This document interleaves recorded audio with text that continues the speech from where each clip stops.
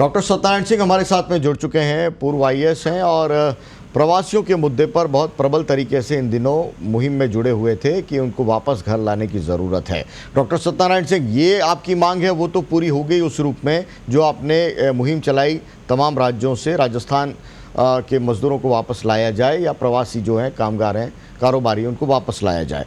लेकिन यहाँ पर दूसरा संकट हो गया है।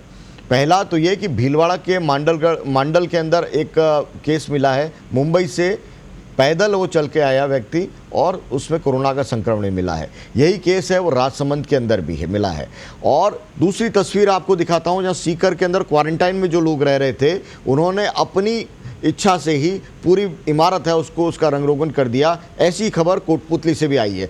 तो इन दोनों घटनाओं का जिक्र मैं इसलिए कर रहा हूं कि क्या ये संभव नहीं है कि तमाम जो क्वारंटाइन में लोग रह रहे हैं, अलग अलग जगहों पर जो लोग रह रहे हैं, उनको वहीं पर रोजगार की सुविधा दे दी जाए। भोजन और पानी और अन्य प्रबंध तो उनके साथ में हो ही रहे हैं अलग अलग राज्यों सरकार के। अगर कहीं कमी है तो वो पूरी कर दी जाए, उसको लेकर राजस्थान सरकार है प्रबल हो। लेकिन इतनी बड़ी तादाद में अगर प्रवासी राजस्थान में आएंगे तो आपको इसका मानवीय पहलू तो नज़र आता है, क्या अन्य पहलू हैं उसके ऊपर आपका उस तरफ से ध्यान नहीं है, या आप हैं आपके पास में कोई उसका एक्शन प्लान भी है? देखिए, राज्य सरकार ने एक विस्तृत प्लान बनाया है और केवल मानवीय ही नहीं है। राजस्थान के जो लोग कोई बेंगलोर, अहमदनगर, हैदराबाद, गोवा, पूना, तमिलनाडु में छोटे छोटे ग्रुपों में भी हैं, रास्ते के अंदर भी आ गए हैं। वहाँ उद्योग धंधे बंद कर दिए, उनका घर से निकाल दिया गया, या घर में है तो उनको किराया देने के लिए नहीं है, खर्च करने के लिए नहीं है, और कोई काम भी उनके पास में नहीं है। तो ये आवश्यक है, मानवीय ही नहीं कहना चाहिए, ये एक तरह से बहुत जरूरी है, क्योंकि उनके परिजन यहाँ पर परेशान है और वो वहां पर परेशान है। और दुर्भाग्य से वहां की सरकारों ने उनको जैसा कि पूरी तरह तवज्जो देनी चाहिए थी उतनी नहीं मिल पा रही है। वहां के अपने अपने रूल्स रेगुलेशन हैं, इसलिए कभी कभी खाने के पैकेट मिल जाते हैं तो उसके लिए भी परेशानी है। वहां कुछ लोगों ने आत्महत्या करने की भी कोशिश की, कुछ लोग बाहर भी आ गए, तो इनको लाया जाना तो जरूरी था। और आर्थिक आधार पर भी आप ताज्जुब करेंगे कि इसमें ग्रामीण क्षेत्रों के भी लोग हैं और शहरी क्षेत्रों के भी लोग हैं।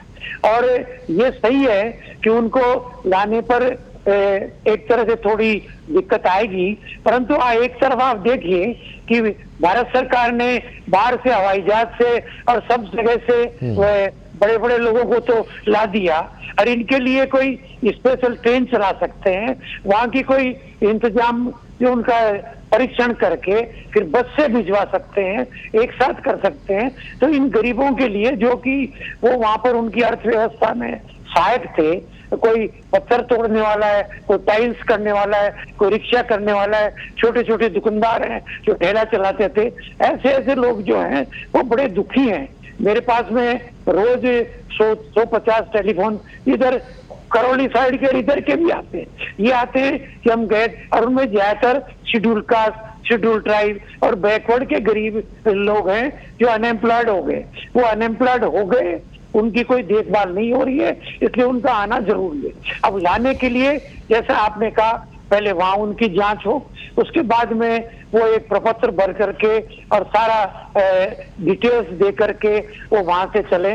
यहाँ के हमारे जो बड़े ऑफिसर्स हैं, 19 ऑफिसर्स लगाए गए हैं, सब जिलों को राज्य सरकार ने डिटेल्ड इंस्ट्रक्शंस दी है कि आते ही उनका जो ही राज्य में घुसेंगे वहां भी होगा, और फिर अपने गांव या शहर में आएंगे तो भी जांच होगा।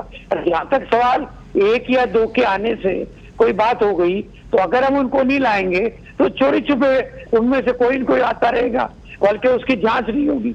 इस ढंग से अगर हम तरीके से लाएंगे तो ऐसा पॉजिटिव केसेस कम आएंगे। अगर आएंगे तो उनको ला करके यहाँ भी आराम से उनको रखा जा सकता है, पृथक रखा जा सकता है, इलाज भी हो सकता है। स्कूल है, कॉलेज है, वहाँ भी है। अब बहुत से लोग ये भी हैं जो इस फसल के टाइम पर वैसे भी छोड़ के अपने गांव में अपने परिवारजनों को मदद करने के लिए, खेती के लिए भी आते हैं, उन लोगों को भी आने की आवश्यकता है। तो ये हमको प्रिकॉशन लेने पड़ेंगे तो उनकी जांच हो, जांच होने के बाद में उनको उनके लिए व्यवस्था हो, अगर कोई उनमें संक्रमित है तो। और 15 दिन वैसे भी आप रखेंगे, अगर एक साथ आएंगे और तरीके से आएंगे तो सरकार उनको 15 दिन तो घर वालों में जाने नहीं देगी। और ये आपका कहना सही है कि अब उनके रोजगार के लिए भी, अब शहर में तो गारंटी योजना है नहीं, जो शहरों के होंगे उनके लिए प्रॉब्लम आएगी। और गांव में भी, नरेगा में भी भारत सरकार को और पैसा राज्य को देना पड़ेगा। तो आज की तारीख में भी राज्य सरकार उनसे मांग रही है। तो ये केवल राजनीतिक मामला बिल्कुल नहीं है।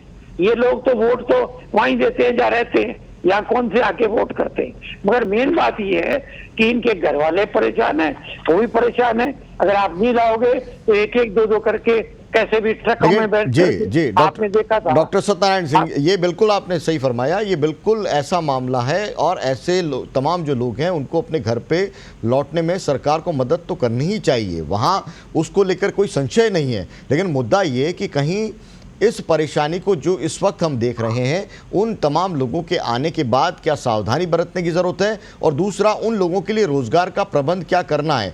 मुद्दा ये है कि चूँकि राजस्थान के अंदर बहुत बड़ी तादाद है जो बाहर है, और इसीलिए राजस्थान का कंसर्न ये है कि हमारे पास में क्या कोई प्लान है क्या कि कैसे इनको रोज़गार से जोड़ा जाएगा, क्योंकि अन्य राज्यों की तुलना में राजस्थान में प्रवासी हैं, उनकी ज़्यादा आने की संभावना है अपने निवास स्थल पर। तो वहाँ पर मुद्दा ये कि इनके आने का रास्ता तो साफ हो गया तमाम आप लोगों के प्रयासों की वजह से, लेकिन अब दूसरा सवाल ये कि कैसे उनको रोज़गार से जोड़ेंगे, कैसे उनका आना है वो उनको भी लगेगा कि हमारा सही कदम था। देखिए, हमारे जी, मुख्यमंत्री जी ने इस मामले में पूरी तरह से जितने भी पशुपालन विभाग, एग्रीकल्चर डिपार्टमेंट, आपके small industries department, khadi department, इन सबको बैठ करके प्लानिंग की गई है। और अभी 15-20 दिन तो महीने भर तो वो लोग बगैर किसी काम के घरों में अपने आप में रहेंगे ही। फिर वो निर्णय करेंगे कि किनको तो वहां जाना है वापस। ये डिपेंड करेगा कि कोरोना की क्या स्थिति रहती है। और जो जाना नहीं चाहेंगे उनके लिए सरकार सचेत है, और वास्तव में लघु उद्योग दे करके, उनको लोनिंग दे करके, उनको वित्तीय साधन उपलब्ध करा करके उनको हम, क्योंकि वो सब ऐसे लोग हैं जिनकी अब पढ़ाई नहीं हो सकती, वो बुजुर्ग लोग हैं या मध्यम आयु के हैं, उनको तो वहां पर गांव में रोजगार की व्यवस्था नरेगा से और दूसरे जितने भी काम वहां स्टार्ट किए जा सकते हैं उसके लिए करने ही पड़े। जी, बड़ा इसलिए मैं सवाल पूछ रहा था कि तमाम स्किल्ड लेबर हैं, ये फैक्ट्रियों में काम करता हुआ वो मजदूर है जो रोजगार में था, बाकायदा काम कर रहा था, तरक्की में योगदान दे रहा था, और लॉकडाउन की वजह से उसके हाथ थम गए हैं और उसके कदम भी थम गए हैं। तो राजस्थान के अंदर क्या उन इकाइयों के अंदर प्रशिक्षण की व्यवस्था हो सकती है, रोजगार की व्यवस्था हो सकती है, उस स्तर पर प्लान बनाने की ज़रूरत है। बहुत बहुत शुक्रिया डॉक्टर सत्यनारायण सिंह हमारे साथ में जुड़ने के लिए।